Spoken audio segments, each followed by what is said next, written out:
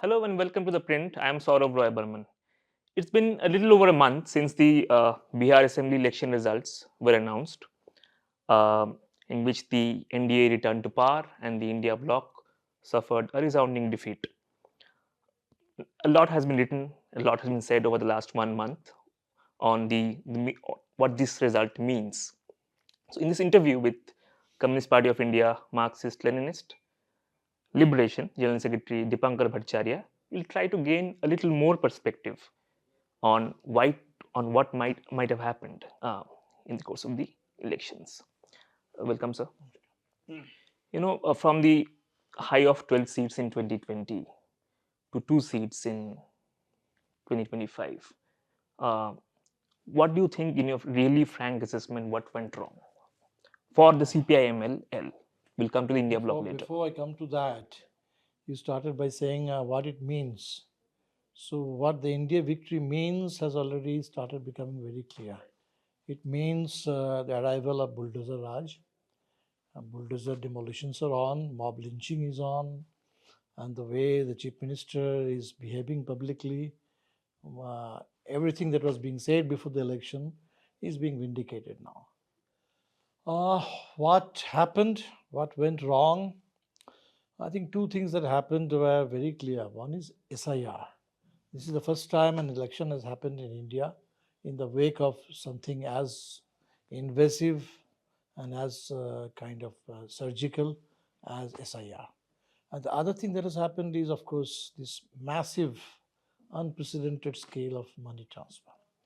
There are, of course, more things. More things. I mean, of course, we need to look at where we went wrong in terms of our campaigning, what more we could have done if we have organizational problems. So those things are also there. But I think the big picture is take SIR away from Bihar, take this money transfer away. I'm sure you'll have a different result altogether. SIR and vote transfer and how these really played a major role in influencing the outcome. And I mean, these are things you spoke about in the immediate aftermath of the results also. Now that the dust has really settled and you have had time for some amount of reflection, some deep scrutiny, what has come out uh, of that? I think, see, in SIR, it's now we have a deeper realization as to how exactly SIR impacted the Bihar election. Earlier, we were just thinking in terms of the statistical impact, deletion and addition, and so on and so forth. But now it becomes very clear that when SIR was announced on 24th June, see, all of us, probably we had no other choice, we got completely bogged down with SIR. So for us, the immediate task became saving our vote. So the entire organization actually started, that whole BLAs and the BLO claims and objections. That became the complete focus for the entire, I think, our party and probably for the entire India coalition. And those were the crucial 3 months. And look at the government, look at the India coalition, look at BJP or the JDU. They didn't have to do anything about SIR, right? The administration was doing it for them. So what they did then, that was precisely the period when they started addressing the anti-incumbency seriously. And all those schemes, all the money transfer and pension and free electricity, all those schemes were announced just around that time. So this is when we probably needed to do some very intensive kind of campaigning around those issues. How those were precisely the kind of issues that the people were fighting for. They have been demanding. Our entire Badlo Bihar Yatra campaign was around those issues. And the government just made some kind of very partial, kind of superficial way of addressing those issues. But this is where I think we missed it. We missed it. And the other things, of course, SIR, I think it creates some kind of fear psychosis. Fear psychosis? Yes, it creates panic. People are afraid of losing their vote. And when, for example, when we also said the same thing, that vote chori and vote chori is not just a chori of your vote. It is your vote today, it will be your ration tomorrow, the pension the day after, whole gamut of benefits that you get from the state, and even the citizenship could be at stake. So when somebody is afraid of losing, somebody is in a state of fear, anxiety, how do you expect that voter to react? So this is when all this NDA propaganda that if you want to save your vote, if you want to save your benefits, there's only one way out. You Hmm. vote for the government, Hmm. vote for the ruling party. And that fear psychosis, I think that also has an impact. So SIR for us meant not just the statistical impact, it also had the psychological impact on the people, and it also had this kind of opportunity cost. So we had to spend time on SIR precisely when we probably should have been talking more about other things and campaigning among the people on other issues. No, you spoke about the statistical impact of SIR.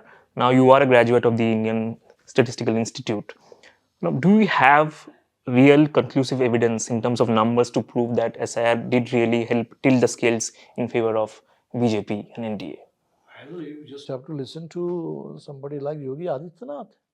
The way he now talks about SIR is only on in UP, and he says our voters and their voters, and whose voters are being affected. I mean, when a chief minister of India's largest state who knows everything, right? So he speaks in this kind of language. So it's not difficult to understand. So basically, two things happened. One is, of course, a delusion. Close to 7 million people. And we could before election, it was not possible for us to exactly identify who all those people were. Only a part of them, some samples could have been identified. But now, when we go back, we are doing very intensive booth-wise kind of survey. So we find that a good number of our voters, they actually got eliminated in the process. So their names are struck off the voter list. And similarly, when you look at the other side of the picture, the inclusions, we knew that all those 20, for example, whatever names that we gave, we tried to also enroll a few voters. We hardly succeeded in that. But the 25 lakh people, and not just 22, and then again another 3.6 after the SIR was done. So more than 225. So those people, in many places you find that there's a kind of dubious inclusion. And in fact, now if you look at the post SIR electoral roll, it's probably worse than the kind of electoral roll we had earlier in terms of inaccuracies, in terms of all those fraudulent kind of things. So I think now we have probably, but it will still be difficult to do a very thorough, intensive, like the ones Rahul Gandhi did. For one particular assembly, it took 6 months. So if you really want to do such thorough kind of thing, it is going to take time. But now the picture is becoming clearer now. How exactly, and it's going to happen everywhere. Bihar was no exception. The same thing is happening in Bengal, same thing is happening in maybe Tamil Nadu and Kerala. And precisely this is why probably they are not doing an SIR in Assam, where they are afraid that it might lead to something which will be difficult for them to handle. Now, this is one question that many people are asking. I'm asking, putting this to you since you are connected to the ground, that if there have been such mass scale wanton deletions, where is the anger? Why did it not translate into some sort of spontaneous protest? Because Rahul Gandhi also took out a voter adhikar yatra to make people aware, but we didn't see that really resonating with the people. Why didn't that happen? No, I'm saying, see, basically, this is a scattered kind of a thing, right? So you want to look at some kind of concentrated expression of that. But basically, let's say 77 million people got excluded, and probably 3.5 million or 50% should have been excluded. Maybe they are dead, maybe they are really permanently shifted. So basically, people who have been wrongfully excluded, that could be something like, let's say, 3 to 4 million. So 3 to 4 million in a state across 243 constituencies. So it gets scattered, it gets diffused across the state. So it's very difficult to get a concentrated expression of that anger when the elections were on, and it is something ongoing, So I think you will see the anger probably when if SIR has happened in a few states, people see what it means, what kind of disenfranchisement is happening, the scale, and the kind of electoral fraud which SIR is facilitating. So I think we need probably more experience. People need more experience, and then only we will see that kind of anger. For the CPI-MLL, Bihar has always been a fertile ground for you, historically also. And I'm sure you have put this particular defeat behind you and started working for the future.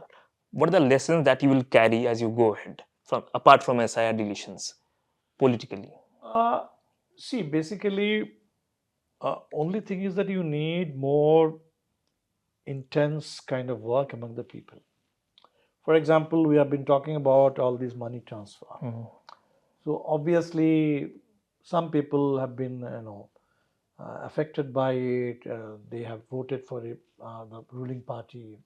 The Jivika volunteers, organizers who have been deployed on electoral booths. So two organizers per booth. That was the scale of deployment of people who actually got the benefits, and they saw to it that women vote for them. But look at the other side. Suppose we have got 14 lakh votes this time. In fact, we got 1 lakh vote more than last time. With 13 lakh, we have won 12 seats. And this time with 14 lakh votes, we have won 2 seats. So I'm sure 6 to 7 lakh are actually women. So who are these women who have voted in the face of all this money transfer? These are precisely women who are organized, who are in the struggle. So it's the important thing is, if you want to counter this, so you need more extensive kind of an organizational network, work among the people. So that's always the main lesson, because we look at not the seats. Seats sometimes you will get because the first past the post system itself is anomalous. It has inbuilt anomalies, and even in suppose when you have SIR or this kind of thing, so seats there will be ups and downs. But in terms of votes, so we are just looking at this again. With another 6,000 votes, we could have won 4 seats more. One seat we lost by 95 votes. One we lost by 1,300 votes. One we lost by 2,000 votes.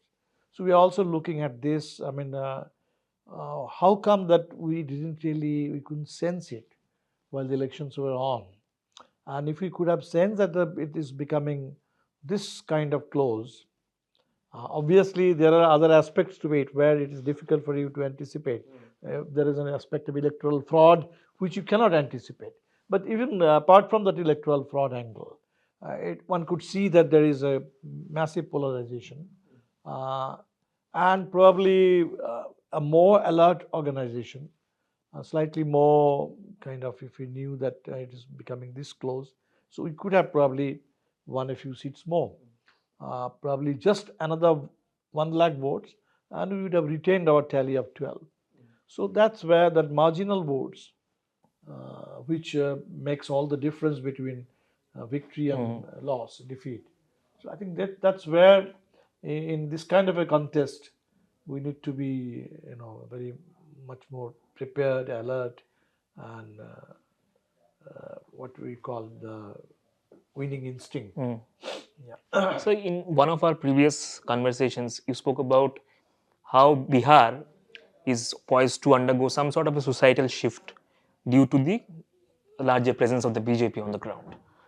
Some sort of a cultural and societal shift due to the, present more upper caste legislators being elected to the house. If you can talk about that. Yes, I mean, see, one thing is very clear. The BJP didn't field a single Muslim candidate, right? Even the JDU, back in 2010, when JDU and BJP had won 205 or 6 seats, the JDU back then had 7 MLAs, Muslim MLAs. But today's JDU also has only 1 MLA. So only 1 Muslim MLA on the side of the government. So the total representation of Muslim community has come down to a lowest ever point in Bihar. Only 11 MLAs and 10 among the opposition. I mean, by opposition, I also include AIMIM. I'm not too sure whether they exactly consider themselves an opposition party or what, but they have got 5 MLAs. Yeah. So that is one area, and you can see the way Muslims are being treated. From that mob lynching in Nevada to, I don't consider this young Muslim woman who just came to get her certificate from the chief Yes. minister, the way she was violated. I mean, her dignity, her privacy was violated on the stage publicly by none other than the chief minister. And what kind of message does it send out to the society? So one is obviously that you can do anything with Muslims, right? The other thing is Dalits and extreme backward caste, the poor in general, the poor in general. And the BJP had 101 candidates, right? And of them, probably 89 have won. And 49 of them actually belong to the upper castes, who are, if you take the Muslim upper caste away, so the Hindu upper caste probably they account for something like 10 to 11% of Bihar population if you go by the state's caste survey. And for 10% or let's say even 11 or 12% people, you have 49%, 49 out of 101, which is like almost like 50%. And this is the character of the BJP. So you can see some kind of feudal restoration is taking place, and that could be seen. That could be seen even during the election. See, when Dular Chand Yadav was killed, and immediately after that, you could see BJP leaders, JDU leaders, they were saying that don't let them come out and vote, and if they at all they vote, make sure that they don't vote against you. So that kind of fear that could be seen. I mean, they tried to stop people once again. We used to think that booth capturing is a thing of the past. Bihar has moved on. But once again, this time you could see that kind of bogus voting. The way Dalit voters, they were stopped, they were not allowed to vote. So all these things have already started. It started during the election itself. And now that they are in power with such a massive majority, Samrat Chaudhary is the law and order home minister. So you can definitely see what's going on. So there is a big shift. It was in the coming. People could see that this is precisely what the BJP wants, and the bulldozer Raj. So whatever is happening in UP, I can see there are three major, let's say, it's a three-pronged thing. One is bulldozer demolitions, and the bulldozer will obviously be targeted more against, not against the ruling party's core base. If they say they're against mafia, it's not the Rajput mafia who are paying any price in Uttar Pradesh.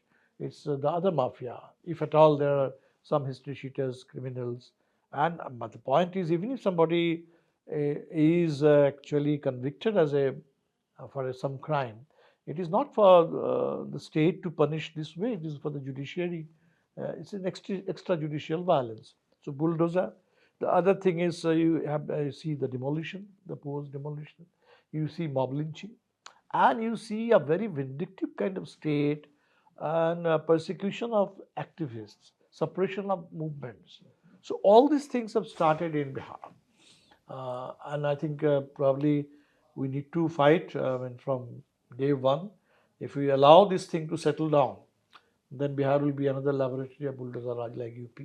So before that happens, so I still trust Bihar. I hope that the people of Bihar, they have this whole history of being very, very politically alert, dynamic, and uh, courageous. So there will be definitely be a lot of struggles in Bihar. You briefly spoke about mentioned AIMIM. Now this OAC factor, the fact that MIM managed to hold on to the 5 seats it won last time, this time as well. What does it say? What does it show? That you feel Muslims also feel let down by parties like the Congress and the RJD at some level. Yes, of course. I mean, there is, see, for example, the underrepresentation of Muslims. But ironically, that became an issue. And now the result is even greater underrepresentation. For example, when no Muslim deputy chief ministerial candidate was face was declared from our side, when we had Mukesh Sahni as a proposed deputy chief ministerial So you face. think India Bloc should have announced a Obviously, Muslim deputy CM as obviously, well? even then we said that, but somehow We could not explicitly make that kind of an announcement. So all these things added to the anger. There are even some candidates who have been put up Hmm. by even RJD or VIP, people with close RSS connection and all. So definitely all these things added to the anger of the Muslim community. So this has happened, and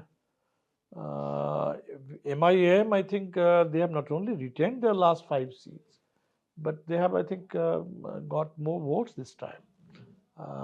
They have been instrumental in affecting the results in maybe 30 or 35 seats in Bihar. Yeah. You know, I think this afternoon you are also scheduled to speak on the centenary of the communist movement in India. So I want to come to that. I mean, this radically altered social and economic landscape in India right now as we speak, where communism and Maoism, communism as well, has almost become a pejorative. How do you reimagine this movement? How do you stay relevant?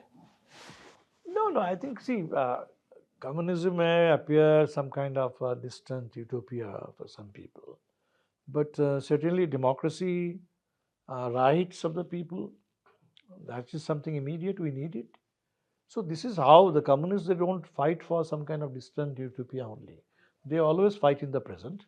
The only thing is that when we fight in the present, we don't forget our eventual ultimate aim, goal. So we know where we have to reach. But as long as we are sort of clued in, our feet on the ground, and we are among the people, I'm sure that communist movement will emerge as one of the major bulwarks of democracy. And this is something the whole of India, it's not just the communists who are getting marginalized. The entire democratic spectrum is getting marginalized. So when you see something like, look at the parliament session this time. So you spend 10 hours discussing, Vande Mataram. And that too much of it was kind of false, imaginary, fictitious kind of history. It's not to do actually the actual historical account of whatever happened with Vande Mataram and how it came to be recognized as India's national song. So some imaginary kind of history, and we spent 10 hours for that. But then, if you look at the other real issues, you have privatizing nuclear power, you are inviting 100% FDI in insurance, you are doing away with the only employment guarantee legislation that India had, probably the biggest welfare legislation in the world, and we have just scrapped that. So now all these issues which are happening, the kind of legislative agenda that the BJP is trying to push through, making a mockery of parliamentary democracy. So people will have to fight back. Immediately after Bihar, they announced those 4 labor codes, which were just there, lying dormant, but they said that will be coming into effect now. So people will have to fight for them. So But I think this is how exactly the communists have been doing, and we'll do more of it. over the past 100 years, many strands of the communist movement took a different route. They took the armed route, and many parties, including your party, embraced parliamentary democracy. The fact is, tomorrow, next year, there might be a situation where there may not be a left government in India anymore. You have one in Kerala right now, but you may not have a government anywhere in India. How big of a challenge would be that for the That left may movement as a that may whole? that may affect some kind of perception. On the level of perception, some people might feel a bit disheartened.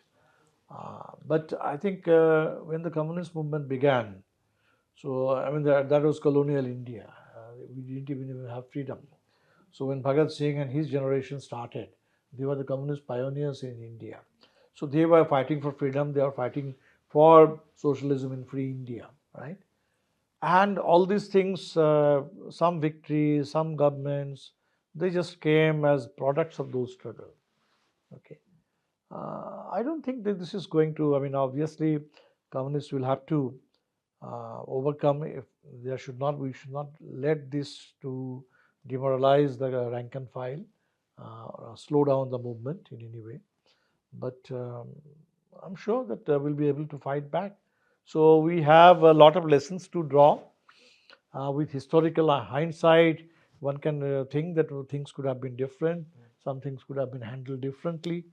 But one thing is very clear, it is like in the freedom movement too.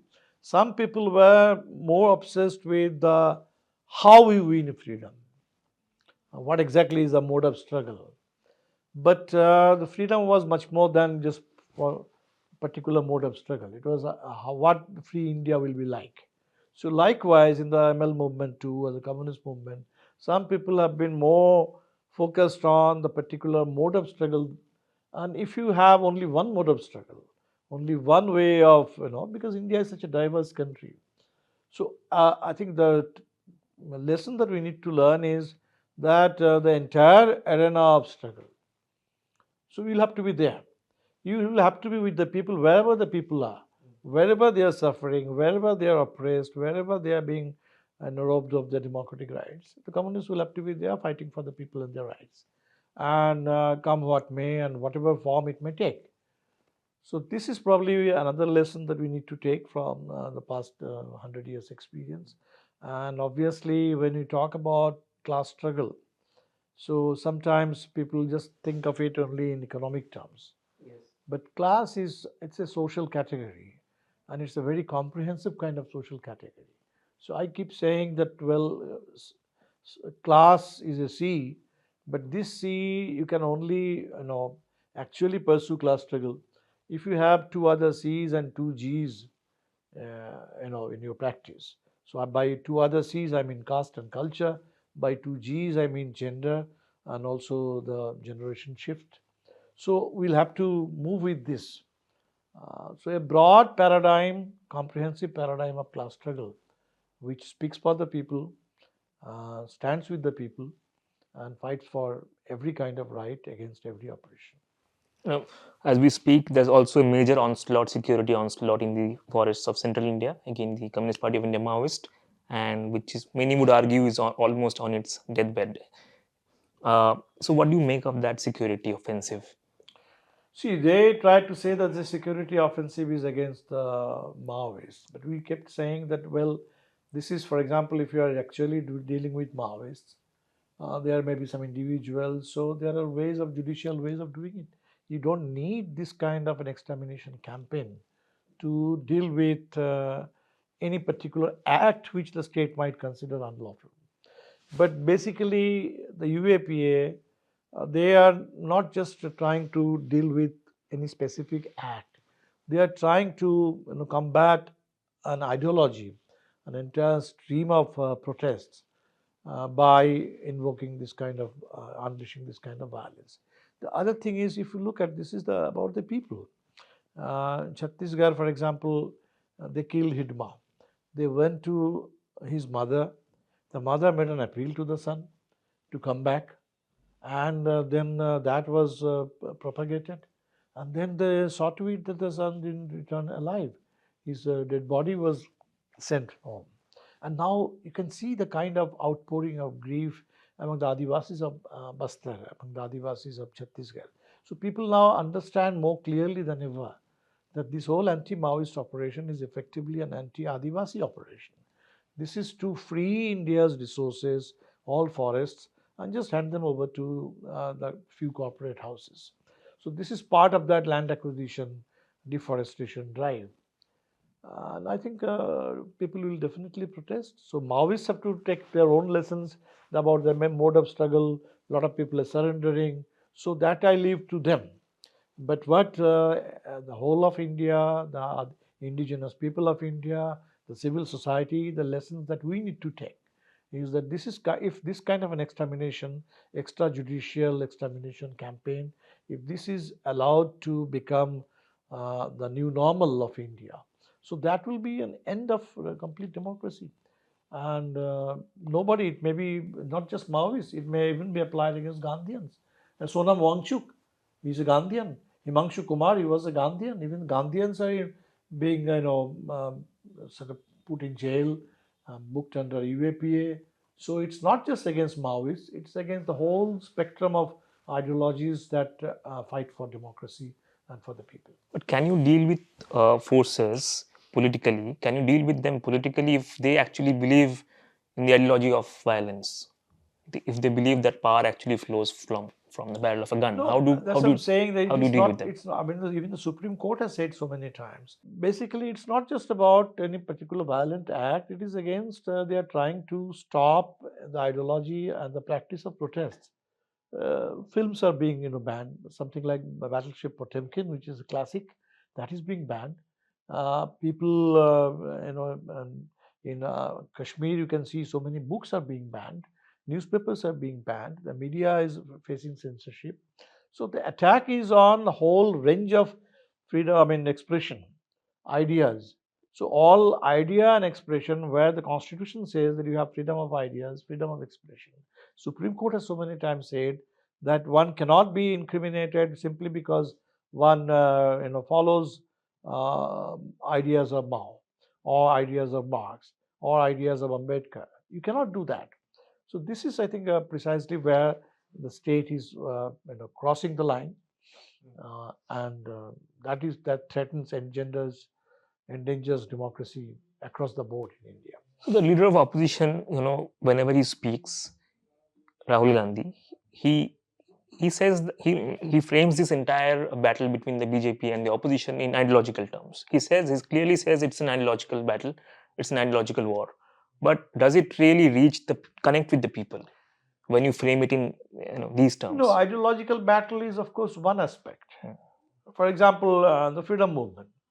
Was the freedom movement just an ideological battle? Just about the idea of freedom? It was about the people's material conditions. So the freedom movement, how did it become a big mass movement? Because it addressed the issues of farmers, it addressed the issues of, let's say, Adivasis, it addressed the question of social justice. So likewise, I think here again, obviously the ideological dimension of the whole struggle is very, very important. But the ideology is not something empty. It's not in a vacuum.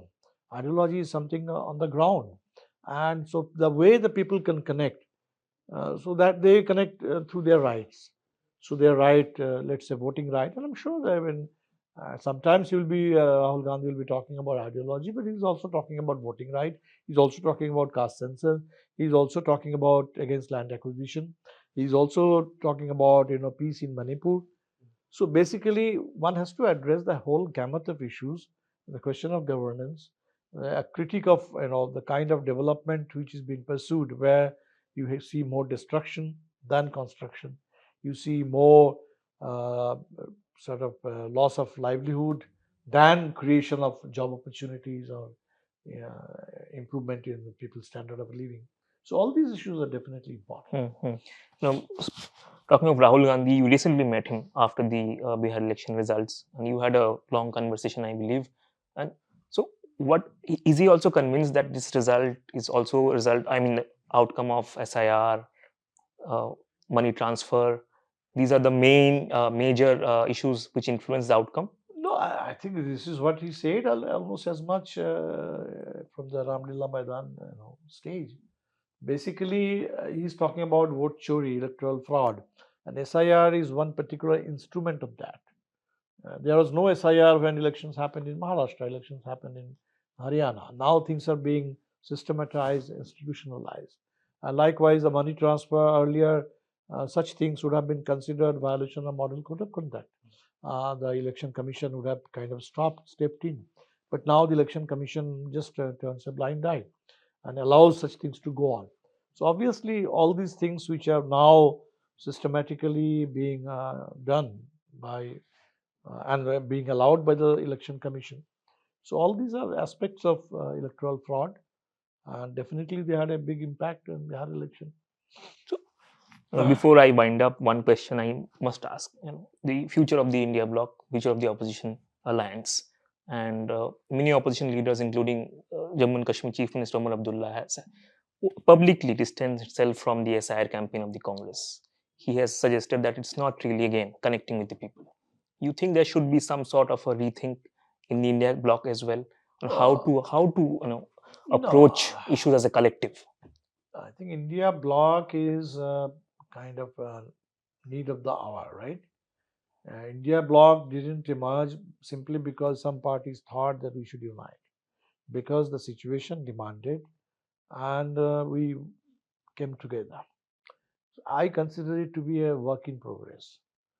It is not. It has not yet attained some kind of stage of maturity. It hasn't. It is not a finished product yet. And so we fought the Lok Sabha elections together. We fought some assembly elections together. In some assembly elections, probably we cannot fight together. For example, in Bengal, in Kerala, India bloc constituents, they will be fighting against each other. We are more or less coordinating well in the Lok Sabha, in the Rajya Sabha. Almost on all issues, you can see that India, in unison, all their MPs are speaking. Rest, for SIR, some people may think that it is not a non-issue. But wherever SIR is happening, I don't think anybody thinks it's a non-issue. It's a huge issue. India has never experienced disenfranchisement on this scale. And probably it will need a few more SIRs, a few more elections like Bihar election for people to sort of take them in thoroughly. And let us see. So, but SIR is not the exclusive issue. And India coalition is not one election or one point agenda. It is to address the need of the whole country today to how to save democracy, how to defend the constitution, and how best to defend the rights of the people. So India just answers that, and as we go along, I think we'll know there'll be probably better ways or bigger ways of doing that same thing. One last question to you. You were born in Assam, but you studied in Bengal among the state toppers in the 80s. Now, there's a real possibility. Many are saying that BJP is a real force, emerging as a real force, and which might also dislodge the TMC from power in 2026. Now, the opposition, as you said, India bloc is divided in Bengal. Congress and left are in a coalition, TMC is fighting solo. You think there should be some realignment in the opposition benches? And what will be the position of the CPI? No, I think, see, in Bengal, basically, you have a non-BJP government. This government has been in power since 2011, right? Yes. The BJP has been in power in Delhi since 2014. So basically, Bengal election cannot be just about the BJP. It will also have to address the state's own situation. And in fact, we are trying that both should be there. There are some people who are very short-sighted. They think assembly election should be only about the state. But I think you cannot, today the kind of centralization that is taking place, there is the bulldozer, federalism is also being bulldozed. So you cannot just isolate one assembly election, make it very exclusive state subject. So it is the entire national agenda, and the BJP is not external to Bengal. BJP has been growing in Bengal. So that's why I think people will have to give their opinion about both, about the government, TMC government in Bengal. It has a lot of anti-incumbency. There are very many grievances of the people, and very legitimate grievances. And I think the left should come up. There is a Bengal is to be known as the bastion of the left. Unfortunately, the left forces over the years have become electorally rather weak. So we need to try and make sure that the left emerges as a viable force once again. And around the left, there is another third force. So I would like to see that Bengal, it becomes more triangular, and there is a third force. There are diverse forces in Bengal, so that Bengal doesn't go the Odisha way.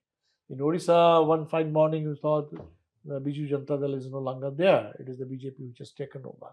So we need. Which is the third force in Bengal right now? Is it the That's what I'm Congress, the saying. left? That's what I'm saying. That the left will have to, Mm. fill that gap, and probably the Congress too. There may be some more movements, more forces. So we'll have to create a third force. So in a way, you were suggesting It the cannot current. be just a simple binary between the TMC and the BJP. So the current arrangement is the best arrangement. You were saying where you have the BJP in one side, the TMC in one side, and the Congress and the left It parties. is certainly not the best arrangement, because I'm saying the BJP keeps growing. It has grown in Kerala. It has got the Thiruvananthapuram, corporation after 4 decades. Yeah. So obviously, as long as the BJP is growing, there can be absolutely no sort of satisfaction or no comfort for the left. But at the same time, the government there is also, on many issues of governance, people are very, very angry. So obviously, no matter what the election outcome is a product of the situation. But we need to address the situation, election or not. Thank you, sir. Thank you.